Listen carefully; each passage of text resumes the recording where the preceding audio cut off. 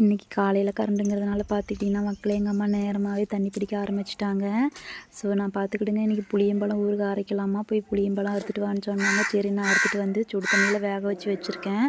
அம்மா வர வரைக்கும் இருக்கட்டும்னு சொல்லிவிட்டு அந்த பக்கம் பார்த்துட்டிங்கன்னா சாப்பாட்டில் ஒலையாகிட்டுருக்குது. ஒரு பக்கம் வெந்துட்டுருக்குது பார்த்துக்கிடுங்க. கண்டிப்பாக எங்கள் ஊர் விறகு பற்றி நான் சொல்லி ஆகணும். நாங்கள் காட்டு சைடு வாசிக்கிறதுனால பார்த்துக்கிட்டிங்கன்னா இந்த விறகு பேர் வந்து பந்தேரி விறகு. ஸோ இது நாங்கள் வந்து பச்சையாக வெட்டிட்டு வந்து பச்சையாகவே எரியும் இந்த விறகு மட்டும். அம்மா ஊறுகாய் அரைக்க ஆரம்பிச்சிட்டாங்க பார்த்துக்கிடுங்க. அதாவது நிலக்கடலையும் வரமிளகா அதுக்கப்புறமேட்டு உப்பு இதை மூணையும் போட்டு இப்போ அரைச்சிட்ருக்காங்க. புளிப்புக்கு வந்து பார்த்திங்கன்னா நான் வேக வச்ச புளியங்காயை இப்போ இதில் சேர்த்து நல்லா அரைப்பாங்க. எங்களுக்கு எவ்வளவோ உரல்கள் மிக்ஸி இருந்தால் கூட மக்களே பார்த்துக்கிட்டிங்கன்னா நாங்கள் உலக்கையில் அரைச்சி தான் பழக்கம். ஸோ இதில் கிடைக்கிற ருசி வேறு எதுலேயுமே கிடைக்காது. இதுக்குன்னே உலக்கை வந்து நாங்கள் காட்டில் தான் போய் நாங்கள் வெட்டிட்டு வருவோம். அம்மா அரைச்சிட்ருக்காங்க பாருங்கள் உலக்கை கையில் வச்சு.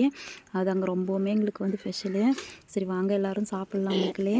சாப்பாட்டு நேரம் ஆயிடுச்சு, வாங்க சாப்பிட்லாம். நீங்களும் சாப்பிடுங்க.